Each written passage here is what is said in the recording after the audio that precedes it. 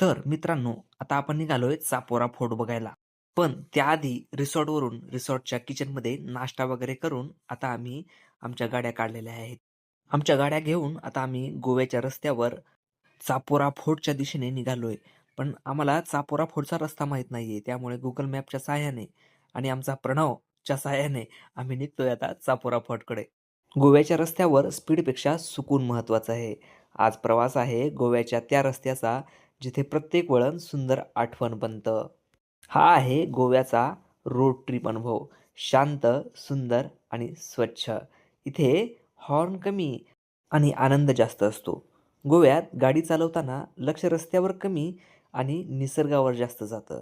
त्यामुळे अशा गोव्यांच्या रस्त्यावर आनंद घेत घेत आम्ही आता चापोरा फोर्टच्या दिशेने जातोय. गोव्याच्या रस्त्यावर बाईक चालवताना वेळ कधी सरतो कळतच नाही.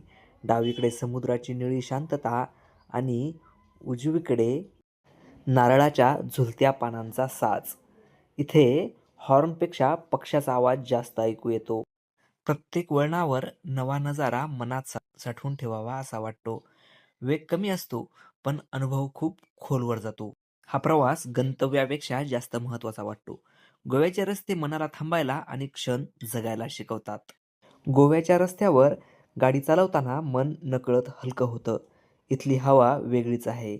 थोडी खारट, थोडी गोड. डावीकडे अथांग समुद्र आणि उजवीकडे नारळ, आंबे, काजूची हिरवी दाटी. इथले रस्ते अरुंद असले तरी विचारांसाठी मात्र भरपूर मोकळीक देतात. प्रत्येक वळणावर एखादं लपलेलं सौंदर्य उलगडत जातं. इथे घाई कोणालाच नाही. सगळं काही आपल्या वेळेवर चाललेलं. गाडीचा आवाजही निसर्गात मिसळून जातो. कधी एखादं जुनं पोर्तुगीज घर, तर कधी एखादं शांत चर्च दिसून जातं. लाल मातीचा रंग आणि हिरवाई यांचा सुंदर संगम नजरेत भरतो. रस्त्याच्या कडेला दिसणारी छोटी टपरीही आपलीच वाटते. इथल्या वाटावर आठवणी आपोआप तयार होतात. क्षणभर थांबून फक्त आजूबाजूला पाहावंसं वाटतं. समुद्राकडून येणारी थंड वारं चेहऱ्यावर सुख देऊन जाते. मनातली धावपळ इथे येऊन आपोआप थांबते.